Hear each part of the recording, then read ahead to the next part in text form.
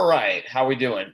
Back with Michaela here. We missed last week, so we're going to try to go 2 weeks in a row here, but back at it here, and that's going to be kind of what we talk about here. So, Michaela, tell us a little bit about what's going on with you. So I appreciate everyone who listens or watches, and of course you, Mike and Waleed, even though he couldn't join us tonight, about being patient with me and understanding.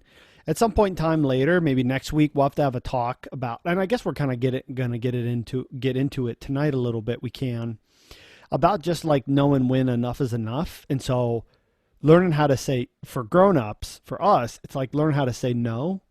Learning like when to like know when enough is enough, you know. So I just booked myself too full, and then that didn't give me an opportunity to be able to record this. And now I personally, I host my own podcast, Fuel, Move, Recover. So I obviously like doing this kind of stuff. So I want to prioritize this, but then also that means other things have to get cut out or balanced around that. The reason why I have a perfect example for our athletes relative to this point, because like today, because everybody now, because playoffs have started for all the spring sports, everybody wants a session now. Everybody wants to get a final piece in because everybody feels a final session in because everybody feels the urgency of playoffs because it's upon us. But we need kids to feel that urgency, to have that urgency like during the off season. Yeah. It's such a challenge, trying to get that drive. It's the whole kind of unspoken part of coaching is, beyond talking X's and O's and, move this here, move that there. Yeah. Is kind of that psyche part. What I mentioned, to you previously, in that realm is that, sometimes it's teaching the kids and other times it's a matter of, what their own, going through is. So I mentioned we work mostly with student athletes. So they've got school, they've got their sport, they've got training, they've got games, meets, whatever it is. They've got friends and families. So yeah, they can get caught up with these crazy schedules too. And instead of thinking, like attacking the training, attacking this, attacking that, they almost get caught up in a cycle where it's like, just got to get through this day, got to get through this, got to get this done so I can go do this. And with that, when you start to get into that kind of mix, it's hard to put that type of urgency into everything. You can't. Nobody can. Yeah. Everyone's got a limit. So that's, you're fighting that on top of trying to, feed some fuel into them on your own. Yeah, and I feel some coaches, both us in the private sector and those who are on, school payrolls, I guess, you know what I mean, in the scholastic sector. And the hard part is that sometimes your session as a coach, you're the one that has to have the guts to call it quits and to say, it's too much, and that's hard because, it's because you want to get more done. You want to make improvements, but sometimes like backing off, making it a technique day, making it like a mobility day, sometimes that's the right decision. And boy, is it hard. Does it take a lot of discipline to make that decision, to make that correct decision, Yeah, and it can be an awkward conversation sometimes too, because no matter what you say, an athlete sometimes takes it as, like you're looking from them at the coach. It's like, oh, well, you're being soft today, so we're going to back off. And it's not that. It's that you're almost being the opposite of soft. It's like, I need to tell you that you're doing too much. You're going too hard. Yeah. But they take it as like, oh, look, I failed, or I can't handle it today, so I can't do this. And, that's it. That's everybody. I guarantee, even more so, really. But, pro athletes get it all the time. Once they get that wear and tear on the body, they get it more often than not. But across the spectrum, guys and girls have to take those type of days, those type of even weeks where, it's not that, all out training. It's not screaming, yelling, sniffing the ammonia and all that. It's, playing the long game. Well, and that's where we talk about mental toughness or resiliency.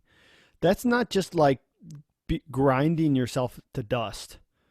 it's about making the correct decisions and the hard decisions. That's where mental toughness comes in. Yeah. And it's like, okay, well, we're going to focus. You're going to come in and we're going to still train hard, but hard is relative.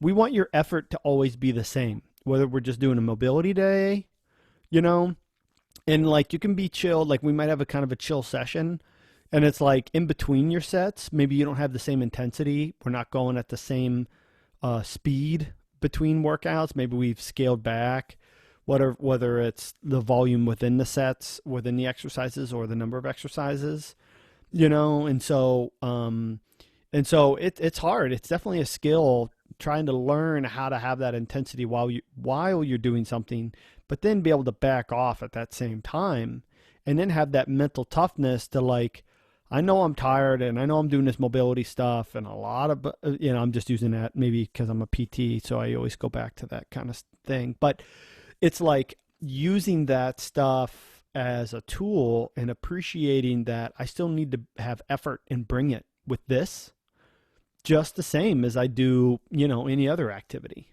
Yeah. I'm glad you said volume, because really that's what I found is,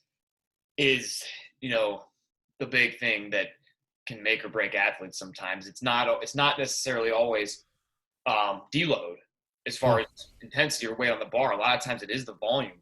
We can get a guy in and hit their max effort work, a couple sets of 3, work up a couple good decent heavy singles, move on, and 1 or 2 accessories instead of absolutely hammering out, because a lot of times the volume that especially physically, that breaks, that kind of breaks down these athletes, just reps on reps on reps. If you can get, if you're in a phase like this and you need to get an athlete in and out, if you can get them in there in a half hour and save them a little bit of time, that's stress reduction. Yeah, let him go home, do his damn homework, take a nap, go to bed early.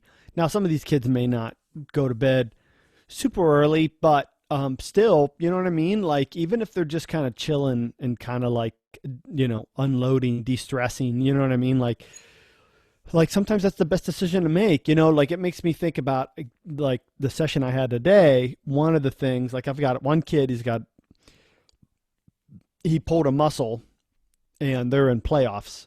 And so I've got him and his coach texting me trying to do triage. And I mean, of course I'm more than happy to help. And so I'm giving them as much guidance as I can in real time. And so that's one example of urgency, and so, what I've told coach and the kid too, and he's a good kid. What I've told him is that, this is like a couple week injury, you got a pulled muscle. It's like, we can't make the clock go by faster. All we can do is manage it and hope that it doesn't get worse. It doesn't go from like a grade 1 strain to like a grade 2 strain, and thankfully where it is, it's unlikely to get like really bad, like have a rupture, but and on top of that, he's done. He's graduating. He may or may not play in college. If he does play in college, he won't have to worry about the sport until he gets to school in the fall. And it's he's a spring sport athlete. So really he doesn't have to worry about until he gets to like January, February. So he has time to rehab it, and so I understand why you'll take the risk to push yourself through it, because it's the playoffs. But, and I am doing a speed workout with them, a couple track kids, and they're both seniors. And so they're really good guys, and they really appreciate the help that I'm offering them, that I'm giving them. But the problem is, Mike, is that districts, their preliminaries, they run their prelims on Thursday because there's so many kids in track and field, and so what they do is they run all the prelims first, and then we figure out who's the finalists, and then they run the finals like a couple days later. So they have prelims on Thursdays, finals on Fridays. So they want to squeeze as absolutely much as they possibly can out of this last week, and sometimes it's not the right answer, so like, for example, the one kid, he worked all day outside because he has a manual labor job that he's starting.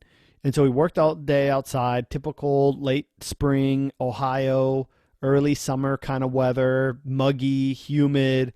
He admits that he doesn't drink enough water. Then he went to track practice, his organized track practice, for a couple hours. Then he came to see me for an hour. Then I went and did a workout with my buddy.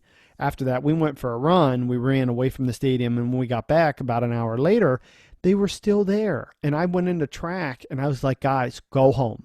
Yeah. You're not doing any good. I made it very clear. We appreciate the hustle.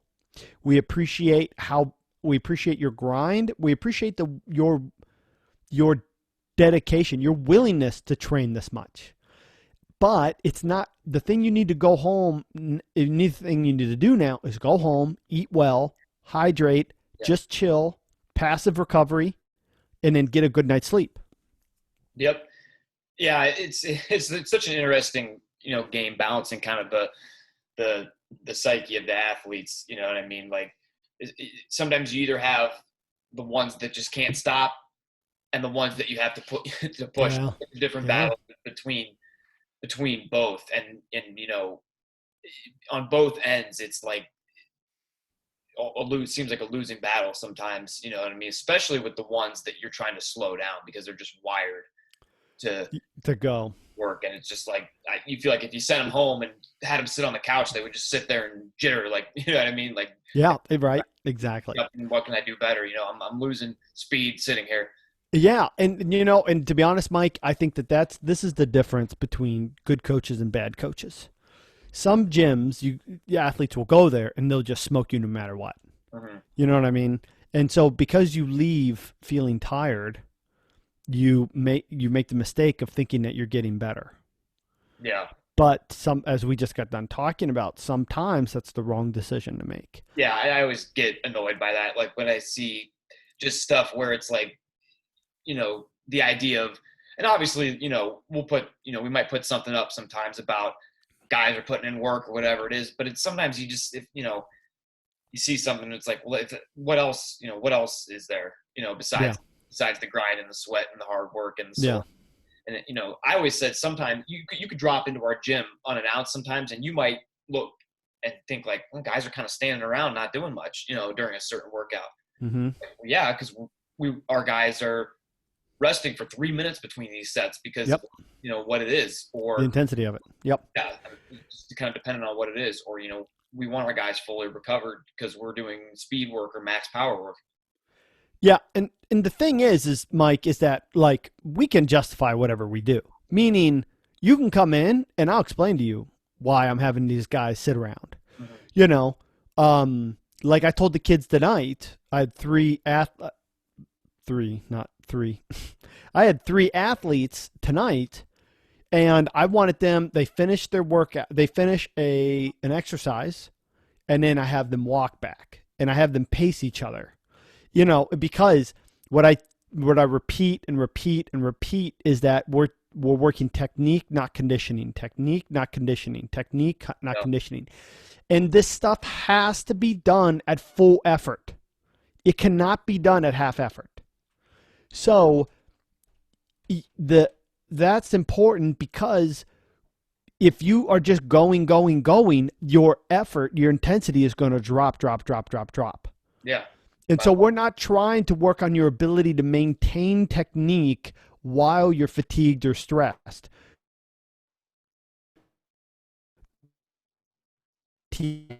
Solely on technique. And you really have to work that because they want to keep going, because they feel that, and so I think those of you that are listening to this, it just, you have to know your why. You have to know the plan. You know what I mean? It's like, it has to be situational, and the other thing too, Mike, that I talk about with people is that, like, when you walk onto the track or onto the baseball diamond, softball diamond, whatever sport, the tennis court, whatever your thing is, you need to appreciate that day that you show up today, this is as good as you're going to be. Mm-hmm. Your fate is sealed for today. You can't make yourself faster. All you can do, now if you have practice, that's different, obviously. But because when you're in practice, you're trying to actually improve something. Or when you come to train with us, we're trying to improve something, whether it's max effort, dynamic effort, mobility, agility, whatever the thing is. We pick one thing, typically one thing, and then we try to improve your capacity for that one thing. The problem is when we get so close to playoffs and you've been grinding and grinding and grinding, there's not that much left in a tank. You should be peaking, but because you're so capable now, because you can push yourself so hard, you can't hang with the same volume you used to anymore.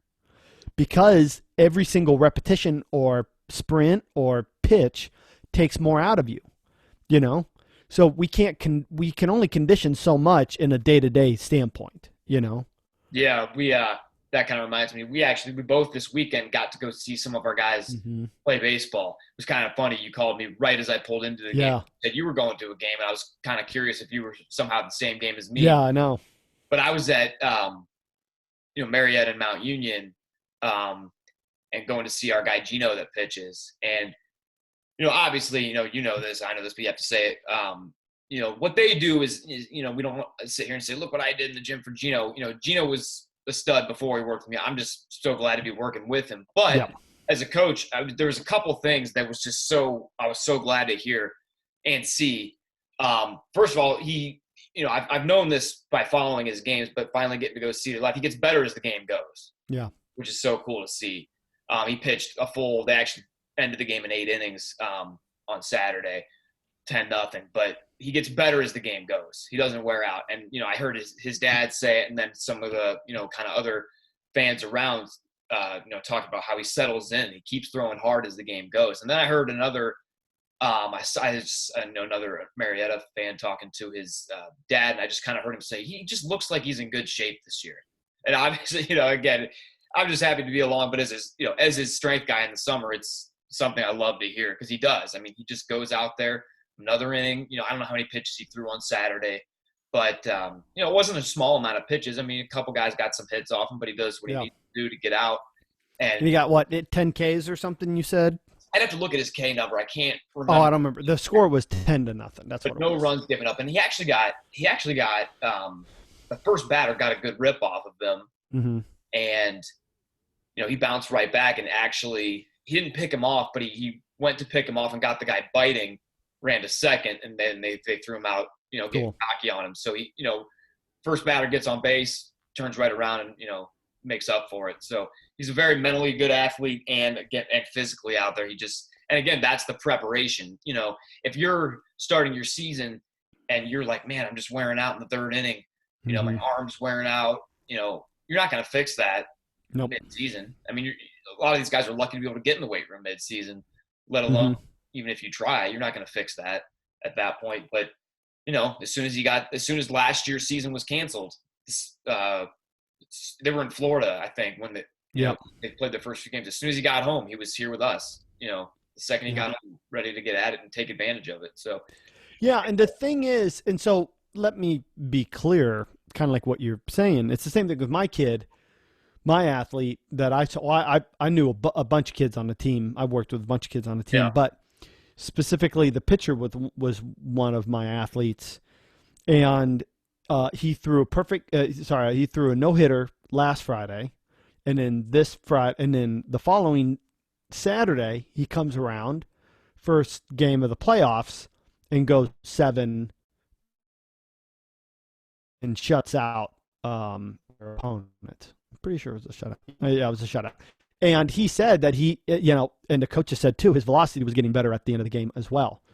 And so that makes you, again, feel really good for whatever small part that you had to contribute to that, And a part of it, Mike, isn't that we maybe necessarily, it's important that we remember, like we've talked about Fergus Connolly before. Yeah. The thing is that, these athletes are players. He actually does not call his guys. I might have talked about this on the show before, but so I apologize to anybody that remembers this, but he doesn't call the kids that he trains or the men that he trains athletes. He calls them players to remind himself that these kids, that these individuals are players for another coach They're not in the sport of weightlifting. Weightlifting is a component, a Right. practice component to their sport.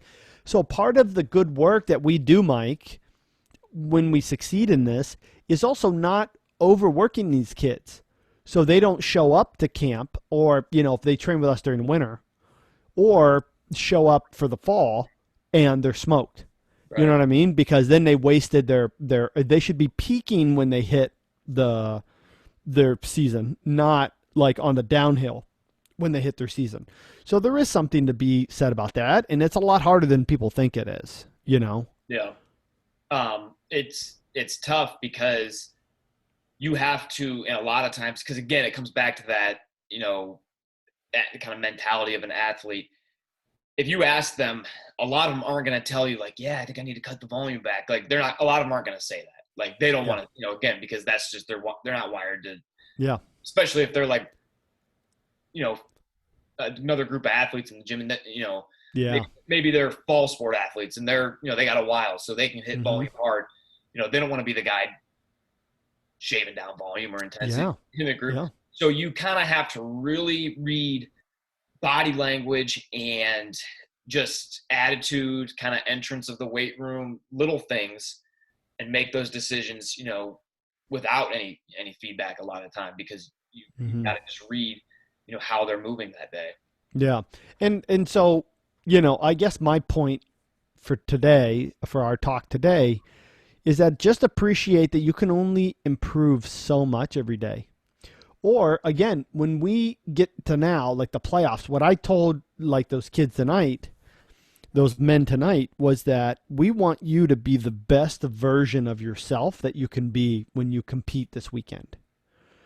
Whoever you are now, this is kind of sort of who you're going to be, for better, for worse. I mean, they have 3 days. And technically it's almost 9 o'clock at night on Monday.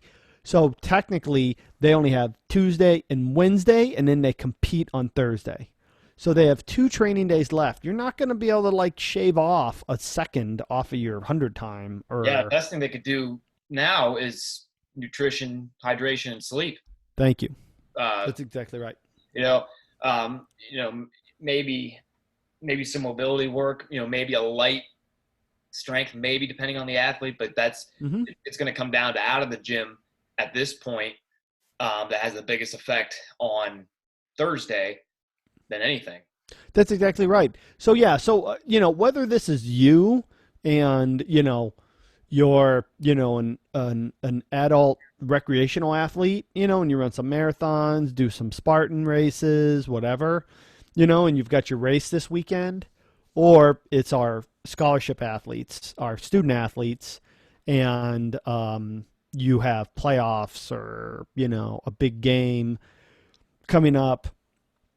Regardless of which category you fall into, you need to appreciate that at this stage of the game, you just want to make sure that you are able to minimize risk of injury, and to make sure that you have your strategy, in place. Okay, what's my race strategy? What am I going to do? What am I going to execute? And we're going to start utilizing more visualization.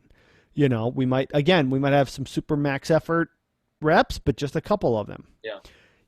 So yeah, so that's why I went into track tonight, and the kid is wanting to do still max effort, some max effort workouts or drills.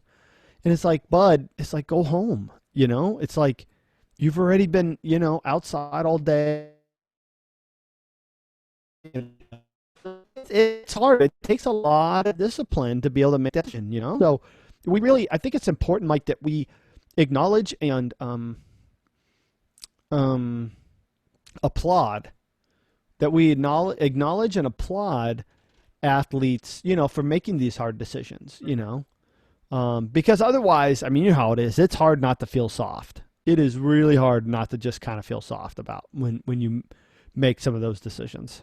Oh yeah. I mean, even, I can't imagine, if I was still a competitive athlete, even now, if you made a smart decision as an adult that today I should not train, not work out, even if you just call it working out as an adult. Yeah, yeah.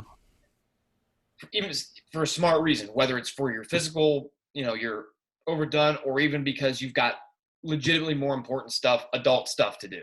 You know what I Yeah. mean? If you're a parent, yada yada yada. Even as if you're a gym person, even as an adult, it's hard not to have Yeah. have that Total. feeling of almost failure, Yeah. even if you did it for a good reason. Not being a competitive athlete, where physical exertion is like your life at that point, Yeah. then it can be a little psychologically damning. Yeah. And I think too, Mike, that to flip this coin around, you gotta do some hard training first before you earn those days. Now, again, when we start talking about adults, it's different, grown-ups, because you've got kids, you've got responsibilities. You know what I mean? Like you were going to go to the gym and then you had to stay at work late. You know what I mean? Um, and so circumstances occur. So I don't want it to feel like I don't want to feel like it. Like this, where this like beat your chest kind of no excuses, pain is weakness leaving the body kind of Right. guys. We're pragmatists and we appreciate that there is nuance that, needs to be accounted for, and on top of that, it's like my kid got sick. I had to leave work, it's like normally I come home, normally I can go home. Normally I can go to the gym before I come home and they're at school, and they have sports. So I don't have to pick them up till 5. So I have plenty of time, you know? So, they, lost my train of thought. So for that person, it's like you can say whatever you want to that person. You can say whatever you want to that person. They just simply aren't going to be able to, uh, uh, change the circumstances that they're in. So by you making them feel bad about the circumstances or you not being supportive, like, look, man, let's just get after it, tomorrow. Just, hang out at home with your kid and do some stuff around the house, and then get after it. But with the kids that have less responsibilities, you kind of earn those days off. You got to earn those days off by getting your butt in and, training when you don't feel good and when you're tired and all these other things. Yeah, and I'll also add to that it's not easy to work a kid to that point. I mean, Yeah. you're 16 years Yeah. old, you recover, you can take, the brunt of volume. It's not easy to get a kid to that point. Now, as we talked up until this point in this talk we're having, it happens, and you can get Mm-hmm. to that point, but it's not easy. It's not No. 3 days a week and lifting you know a little bit heavy, a little bit of practice isn't going to fry No. kids' central nervous system to the point where they're burnout. No. I mean, it takes a lot. It's going to be kids that are in their senior year and are playing at high level, Yeah. um, and probably are being recruited. I mean, you're going to be playing at a very high level in high school to get to that point.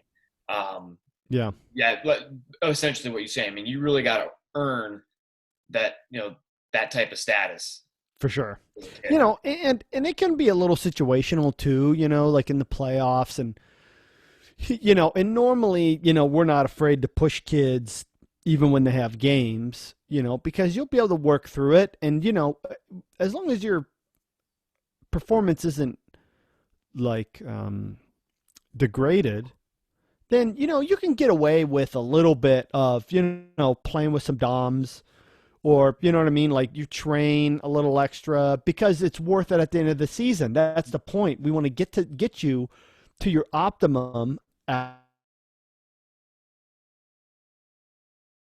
is making sure that we balance when you arrive at the end of the season, you are peaking, but once you do get to the end of the season, if you're kind of tired, then that's when, you earn those days off. I think, Mike, again, like the take home picture, the take home message with this stuff is the same way that we work hard to hold kids accountable. We also have to hold ourselves accountable from like, okay, the same way that we encourage them to really show up and work hard, we also have to encourage them to take this day off, because you do show up and work hard.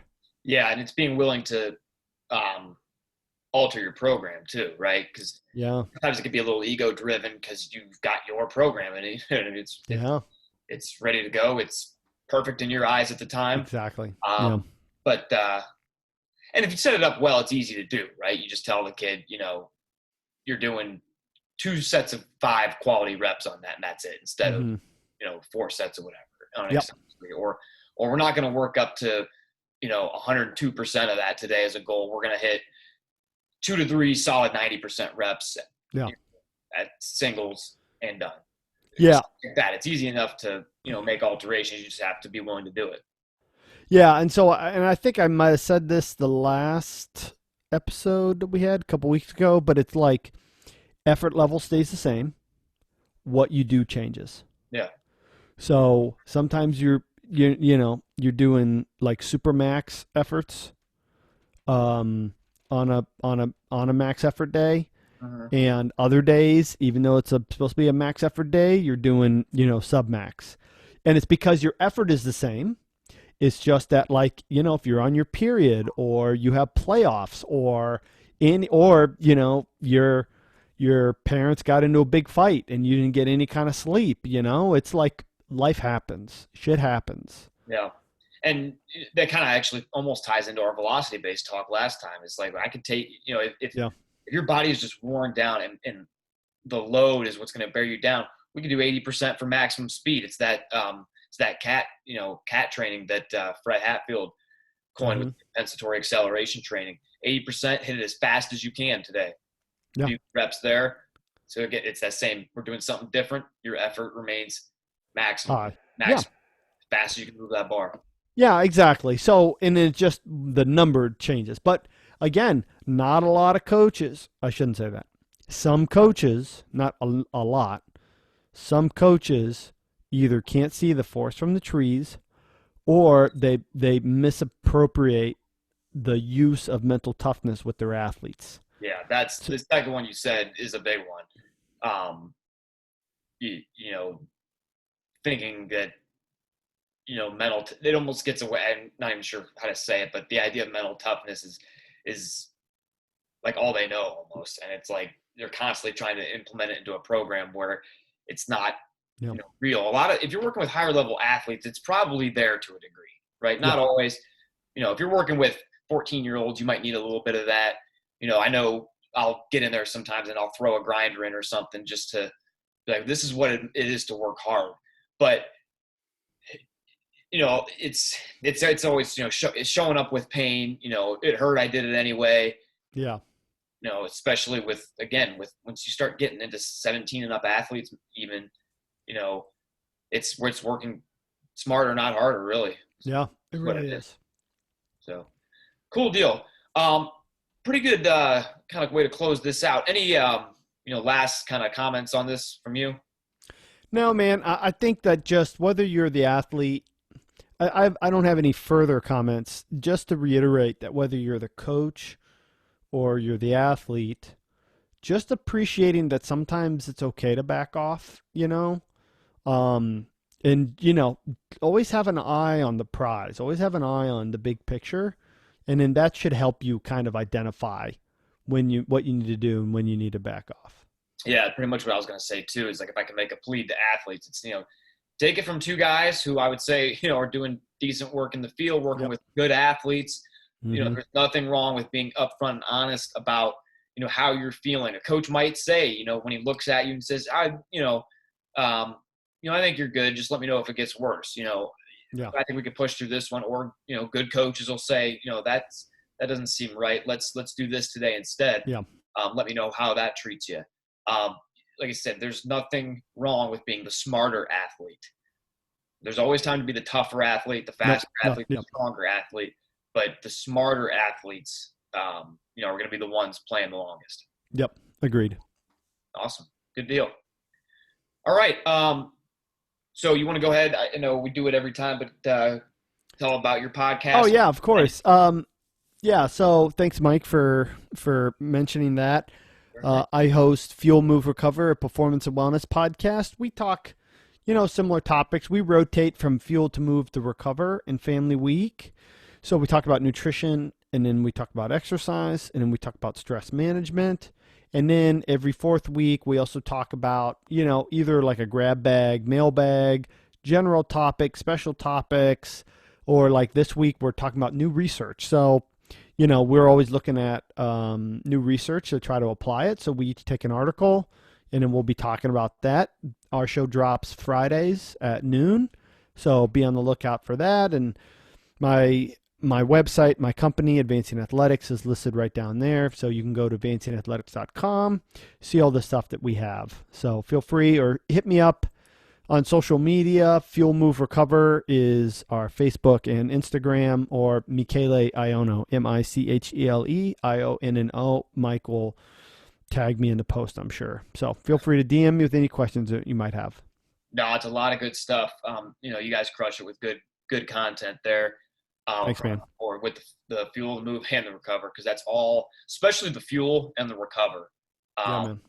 There's never a scarcity of or there's never a surplus, I should say, of good information on that. Everyone can use more on the hours not spent in the gym, I guess, is what you're talking about there. Yep. So, all right, awesome. So like I said, we're going to shoot through this again next week, get 2 in a row. Until then, hope to hear from you guys and see you guys in the gym, and have a great week. Yep. See you guys.